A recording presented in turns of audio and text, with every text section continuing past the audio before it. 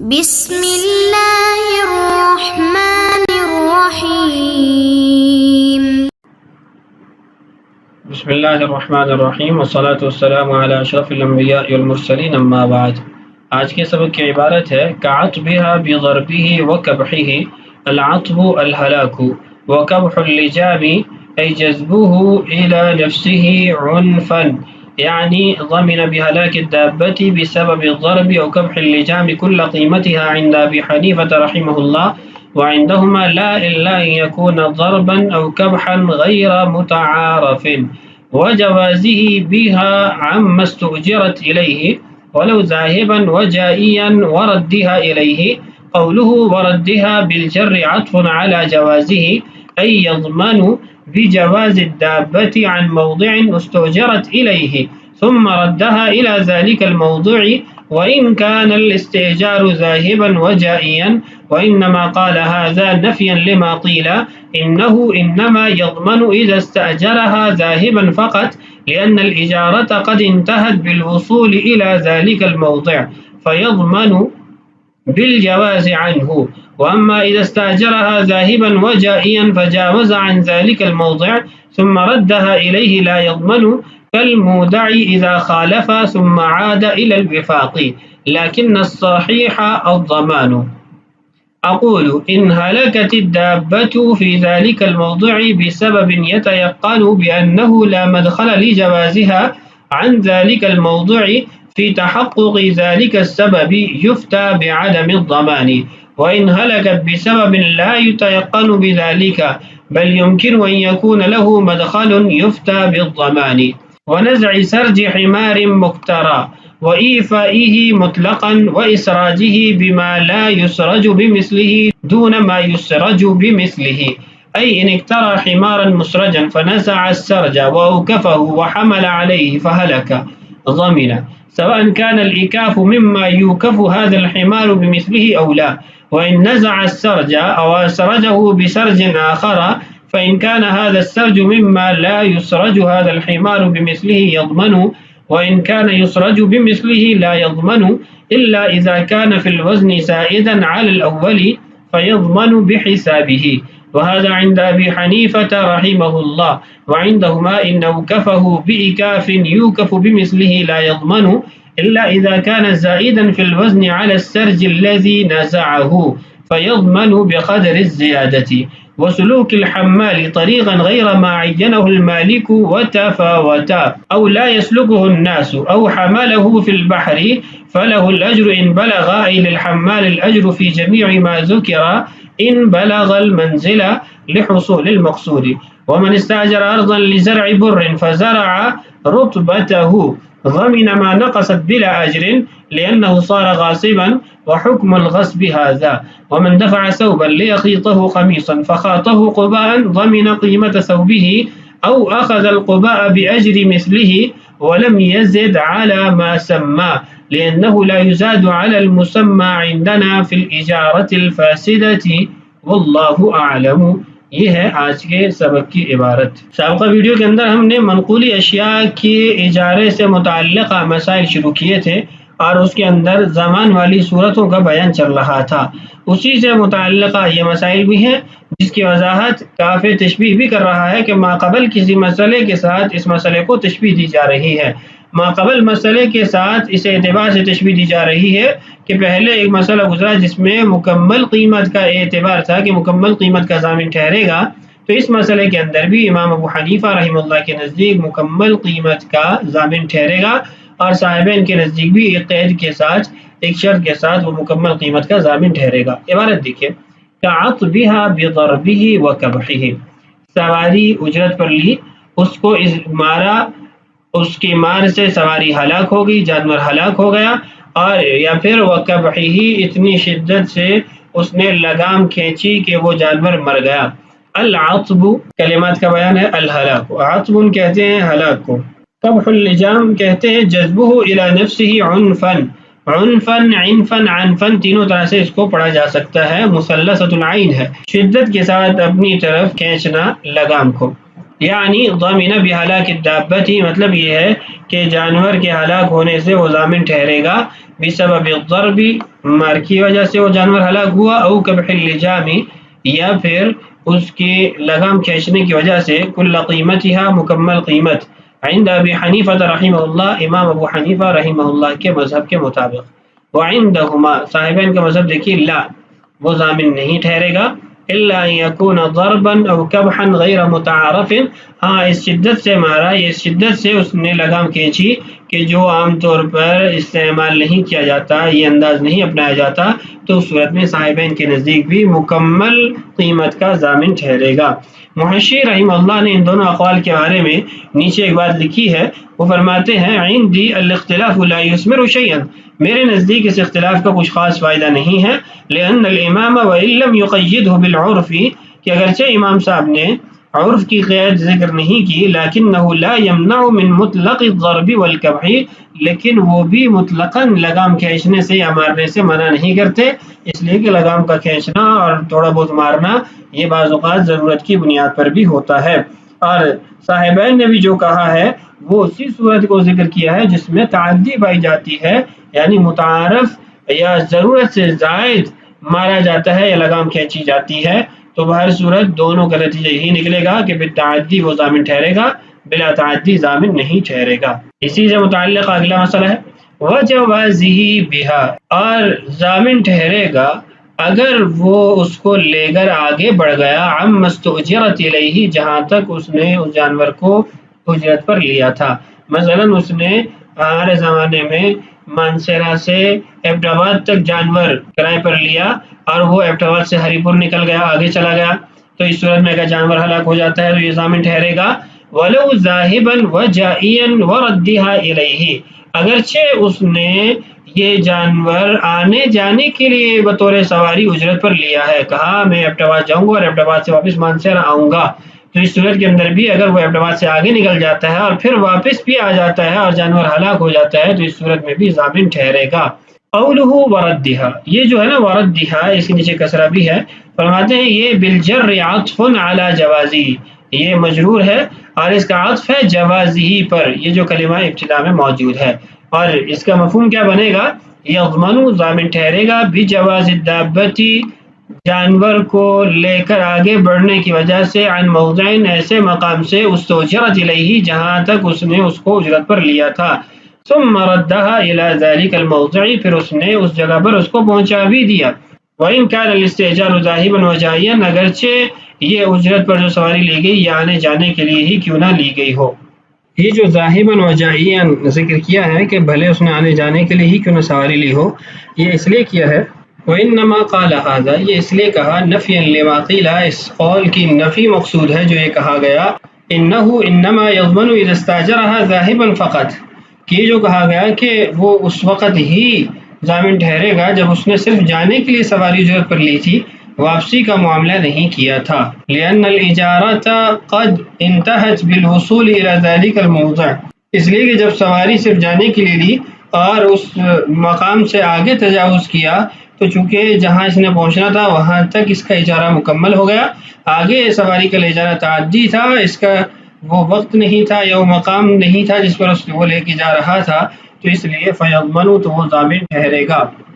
بالجواز عنہ، وہاں سے آگے تجاوز کرنے پر۔ اما اذا استاجرها ذاهبا وجائیا، البتہ اگر اس نے آنے جانے کے لیے سواری لی، فجاوز ذلك الموضع، اور پھر وہ اس سے آگے تجاوز کر گیا، ثم ردها الیہ، پھر واپس اس جگہ پر بھی لے آیا، لا یضمن، تو وہ ضامن نہیں ٹھہرے گا، کالمودعی، جیسے کسی شخص کے پاس ودیعت رکھوائی گئی، اذا خالف، اس نے اس جو شرائط ودیعت میں تھی اس نے کہا کہ فلاں مقام پر ہی رکھنا اور کہیں نہ رکھنا، یا اس کو لے کر سفر نہ کرنا، لیکن اس نے مخالفت کی، شرط کی، ثم عاد الى الوفاق، پھر واپس اس کو اس کی جگہ پہ رکھ دیا، تو اس صورت میں ہم نے کہا تھا کہ وہ ضامن نہیں ٹھہرے گا، تو فرماتے ہیں کہ ایک قول یہ بھی ہے کہ اس صورت کے اندر ذاہباً وجائیاً کی صورت کے اندر بھی اگر وہ تجاوز کرتا ہے مقام سے تو وہ ضامن نہیں ٹھہرے گا، لیکن الصحیح الضمان، صحیح قول یہی ہے کہ اس صورت میں بھی ضمان آئے گا، یعنی چاہے ذاہباً و جائیاً کی صورت ہو یا صرف ذاہباً کی صورت ہو، بہر صورت ضمان آئے گا۔ اب یہاں پر دو اقوال جمع ہو گئے، ایک ماتن کی طرف سے اور ایک جو شرح کے اندر قول ذکر کیا گیا ہے۔ دونوں اقوال میں تصفیہ کرتے ہوئے شارح لکھتے ہیں اقول، میں کہتا ہوں، ان ہلکت الدابۃ فی ذلک الموضع، اگر اس مقام پر جانور ہلاک ہو جاتا ہے بسبب، ایسے سبب سے یتیقن بانہ لا مدخل لجوازها عن ذلک الموضع، ایسے سبب سے جس میں یقینی طور پر کہا جا سکتا ہے بانہ لا مدخل لجوازها عن ذلک الموضع، کہ اس مقام سے آگے تجاوز کرنے کا کوئی عمل دخل نہیں ہے، کوئی کسی قسم کا تعلق نہیں ہے، فی تحقق ذلک السبب، اس سبب کے پائے جانے میں، یفتیٰ بعدم الضمان، تو اس صورت میں ضمان کے لازم نہ ہونے کا فتویٰ دیا جائے گا۔ یعنی جب اس نے کہا کہ میں مانسیرا سے ہری پور اور ہری پور سے مانسیرا سواری لے کر سواری استعمال کروں گا، پھر اس نے ایبٹ آباد سے آگے ہری پور لے گیا اور واپس ایبٹ آباد بھی لے آیا، تو اس صورت میں اگر بعد میں جانور ہلاک ہوتا ہے تو یہ دیکھیں گے کہ ایبٹ آباد سے ہری پور کا جو سفر ہوا اس کے اندر جس سبب سے جانور ہلاک ہوا، آیا وہ سبب ایبٹ آباد سے ہری پور جانے تک کی وجہ سے لازم آیا، یا اگر وہ سواری ایبٹ آباد سے مانسیرا واپس جاتے ہوئے بھی اس کو یہ سبب ہلاک کر سکتا تھا اور اس کی ہلاکت ایسے سبب سے ہوئی، تو ان دونوں صورتوں کو دیکھا جائے گا۔ اگر تو ایسی صورت ہے جس میں راستے کو، جو تجاوز شدہ راستہ جس میں اس نے تجاوز کیا اور بغیر اجازت کی گیا، اس کی وجہ سے وہ سبب پیدا ہوا اور جانور ہلاک ہوا، پھر تو زمان آئے گا، بصورت دیگر زمان نہیں آئے گا۔ وَإِنْ هَلَكَتْ بِسَبَبٍ لَا يُتَيَقَّنُ بِذَلِكَ، ایسے سبب سے ہلاک ہوئی سواری جانور جس پر یقینی طور پر یہ نہیں کہا جا سکتا کہ یہ اس جگہ سے تجاوز کرنے کی وجہ سے، بل يمكن ان يكون له مدخل، بلکہ ممکن ہے کہ اس راستے کا بھی اس میں عمل دخل ہے، کہ اگر اس راستے پہ نہ جاتا تو یہ ہلاکت کا سبب لا پیش نہ آتا، یفتیٰ بالضمان، تو پھر ضمان کا فتویٰ دیا جائے گا۔ اب اس کے بعد ہے وَنَزْعِ سَرْجِ حِمَارٍ مُخْتَرَى، اور اتارنا زین کا ایسے گدھے سے جس کو اجرت پر لیا گیا تھا، کرائے پر گدھا لیا اور اس پر جو زین تھی اس کو اتار دیا۔ وَإِيكَافِهِ مُطْلَقًا، اور اس پر اس نے گدی رکھ دی یا چمڑے کا پالان رکھ دیا۔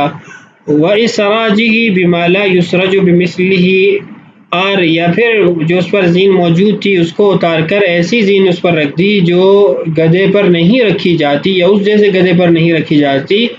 دون ما یسرج بمثلہ، البتہ اگر ایسی زین اس پر رکھی جاتی ہے جو اس جیسے گدھے پر رکھی جاتی ہے تو پھر وہ ضامن نہیں ٹھہرے گا۔ یعنی پہلی دو صورتوں میں ضامن ہے اور تیسری صورت میں ضامن نہیں ہے۔ وضاحت اس کی آگے شرح میں موجود ہے، آسان مسئلہ ہے، اسی کو پڑھ کے سمجھتے ہیں۔ ان اخترا حمارن، گدھا کرائے پر لیا، مسرجن زین اس پر رکھی ہوئی تھی، فنزع السرج، اس نے زین اتار دی، وَأَوْكَفَهُ، أَوْكَفَ يُوكِفُ إِكَافًا، یہ چوبائے ہوا پالان ڈالنا، بیٹھنے کی گدی ڈالنا، اس کے لیے استعمال ہوتا ہے۔ اس نے زین اتار کے اس پر چمڑے کا پالان رکھ دیا، گدی وغیرہ رکھ دی، وَحَمَلَ عَلَيْهِ، پھر اس پر بوجھ لادا، فَهَلَكَ، جانور ہلاک ہو گیا، ضَامِنَ، تو یہ ضامن ٹھہرے گا۔ سواء كان الإكاف مما يوكف هذا الحمار بمثله أو لا، چاہے اس جیسے گدھے پر چمڑے کا ایسا پلان رکھا جاتا ہے یا نہیں، یعنی اس تفصیل کو نہیں دیکھیں گے امام صاحب کے مذہب کے مطابق۔ اور جہاں تک زین کی بات ہے تو اس میں تفصیل ہے۔ وَإِن نَزَعَ السَّرْجَ، اور اگر اس نے زین اتاری، وَسَرَجَهُ بِسَرْجٍ آخر، اور اس نے کوئی اور زین اس پر رکھی، تو اب اس میں تفصیل ہے، دیکھا جائے گا۔ فَإِن كَانَ هَذَا السَّرْجُ مِمَّا لَا يُسْرَجُ هَذَا الْحِمَارُ بِمِثْلِهِ يَضْمَنُ، اگر اس جیسا گدھا اس پر اس جیسی زین نہیں رکھی جاتی تو اس صورت میں وہ ضامن ٹھہرے گا۔ وَإِن كَانَ يُسْرَجُ بِمِثْلِهِ، اور اگر اس جیسے گدھے پر ایسی زین رکھی جاتی تھی، لا يضمن، تو وہ ضامن نہیں ٹھہرے گا، إِلَّا ہاں إِذَا كَانَ فِي الْوَزْنِ زَائِدًا عَلَى الْأَوَّلِ فَيَضْمَنُ بِحِسَابِهِ، اگر اس زین کا وزن زیادہ ہے پہلی زین سے تو پھر بقدر اضافہ وہ ضامن ٹھہرے گا، یعنی جتنا وزن زیادہ تھا اس کے اعتبار سے وہ ضامن ٹھہرے گا۔ وَهَذَا عِنْدَ أَبِي حَنِيفَةَ رحمہ اللہ، یہ تمام تر تفصیلات امام ابو حنیفہ رحمہ اللہ کے نزدیک ہیں۔ جبکہ وعندہما، صاحبین کا مذہب دیکھیے، ان اوقفہ بِإِكَافٍ، ان کے نزدیک اب چمڑے کا پالان رکھنا، گدی وغیرہ رکھنا، اس میں بھی تفصیل ہے۔ فرماتے ہیں اگر اس نے ایسا پالان چمڑے کا رکھا یا گدی رکھی، یوقف بمثلہ، کہ اس جیسے گدھے پر ایسا یعنی جو چمڑے کا پالان رکھا جاتا ہے لا یضمن تو وہ ضامن نہیں ٹھہرے گا. ہاں الا اذا كان زائدا في الوزن على السرج الذي نزعه، اگر جو زین اتاری گئی تھی اس سے زائد وزن اس چمڑے کے پالان کا ہے فیضمن بقدر الزیادتی، تو وہ اضافے کے بقدر ضامن ٹھہرے گا. اب اس کے بعد ہے کہ قلی وغیرہ کو جب اجرت پر لیا گیا اور جو راستہ اس کو بتایا گیا اس راستے سے ہٹ کے وہ وزن اٹھا کر لے گیا، تو اگر چیز ہلاک نہیں ہوتی تو اس صورت میں اس کو اجرت ملے گی یا نہیں ملے گی، اور اگر چیز ہلاک ہو جاتی ہے تو وہ ضامن ٹھہرے گا یا نہیں. فرماتے ہیں وسلوک الحمال، اور قلی کا اختیار کرنا طریقاً ایسا راستہ غیر معینہ المالک کو جس کو مالک نے طے نہیں کیا. مالک نے کہا کہ آپ نے فلاں راستے سے یہ سامان میرے گھر پہنچانا ہے اور وہ دوسرے راستے سے لے گیا، وہ تفاوتا، اور دونوں راستوں میں تفاوت ہے، ایک محفوظ راستہ اور ایک غیر محفوظ راستہ ہے. اولا، یا پھر ایک طویل راستہ ہے اور ایک جو ہے وہ طویل نہیں ہے. اولا یسلوکہ الناس، یا پھر اس راستے پر لوگ نہیں چلتے جس راستے سے وہ گیا. او حملہ فی البحر، یا پھر سمندری راستے سے لے کر چلا گیا. فلہ الاجر ان بلغ، تو اگر وہ منزل مقصود تک سامان پہنچا دیتا ہے تو اس کو اجرت دی جائے گی. ای للحمال الاجر، قلی کو اجرت دی جائے گی. فی جمیع ما ذکر، ان تمام صورتوں میں جو ذکر کی گئی. ان بلغ المنزل،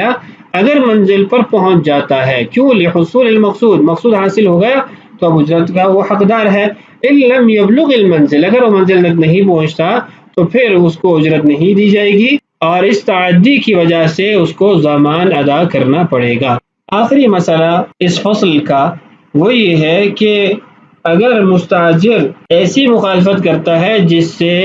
اس چیز کا نقصان ہو جاتا ہے جو اس نے اجرت پر لی ہے تو اس کا کیا حکم ہوگا. فرماتا ہے ومن استاجر ارضا، جس نے زمین خریدی لزرع بر، گندم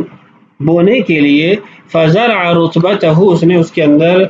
کچھ سبزیاں وغیرہ اپنی اگا دی. ضمن ما نقضت بلا اجر، اس صورت کے اندر جتنا زمین میں نقصان ہوگا اتنے کا وہ ضامن ٹھہرے گا اور اجرت کا حقدار بھی نہیں ہوگا. اجرت کا حقدار مالک نہیں ہوگا، یعنی موجر نہیں ہوگا. مثال اس کی ہے کہ زید نے آپ سے زمین لی کہ میں اس کے اندر گندم بوؤں گا، اس نے اس کے اندر سبزیاں وغیرہ اگا دی. اب سبزیوں سے زمین کی اندر کمی آتی ہے، نقص آتا ہے، نقصان ہوتا ہے، تو اب اس صورت کے اندر وہ جتنی زمین کا نقصان کر بیٹھا اتنے کا ضامن ٹھہرے گا، آپ کو تاوان دے گا، لیکن آپ اس سے اجرت نہیں لے سکتے. اس کی وجہ یہ ہے کہ تاوان اور اجرت دونوں اکٹھے نہیں ہو سکتے. تاوان تو تعدی کی صورت میں لازم ہوتا ہے اور اجرت غیر تعدی کی صورت میں ادا کی جاتی ہے. لأنه صار غاصبا، یہاں پر وہ غاصب ہو گئے، لتعدی، اپنی تعدی کی وجہ سے. وحکم الغصب هذا، اور غصب کا حکم یہی ہے کہ تاوان آتا ہے، اجرت تو نہیں آئے گی. ومن دفع ثوبا، کسی نے دوسرے شخص کو کپڑا دیا، لیخیطہ قمیصا، تاکہ اس کے لیے قمیص سیے، فخاطہ قباء، اس نے جبہ بنا دیا، جبہ سی دیا. ضمن قیمت ثوبہ، تو جتنے قیمت اس کپڑے کی ہے اس قیمت کا ضامن بنے گا. یعنی 1000 روپے کا کپڑا اس کو قمیص بنانے کے لیے دیا گیا، اس نے جبہ بنا دیا تو 1000 ادا کرے. او اخذ القباء باجر مثله، دوسری صورت یہ ہے کہ کپڑے والا اس بات پہ راضی ہو کہ کوئی بات نہیں میں جبہ لے لیتا ہوں، تو جبہ لینے کی صورت میں اجرت کتنی دے گا؟ اجرت مثلی دے گا، جتنی رائج اجرت ہے اتنی دے گا. لیکن ولم یزد علی ما سما، اگر اجرت مثلی وہ اس قیمت سے زیادہ ہے جو اس نے قمیص کی طے کی تھی تو اس صورت میں جو اضافہ ہوگا وہ نہیں دیا جائے گا.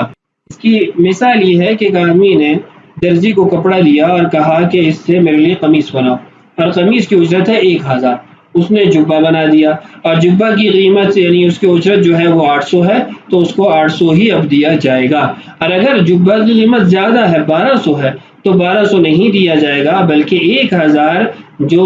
قمیص کی قیمت طے ہوئی تھی وہی دی جائے گی. اس کی وجہ یہ ہے لأنه لا يزاد على المسمى عندنا في الإجارة الفاسدة، یہ اجارہ جو تھا یہ فاسد ہو چکا ہے اور اجارہ فاسدہ کے اندر حنفیہ کے نزدیک طے شدہ قیمت سے زیادہ نہیں دیا جا سکتا. ہم نے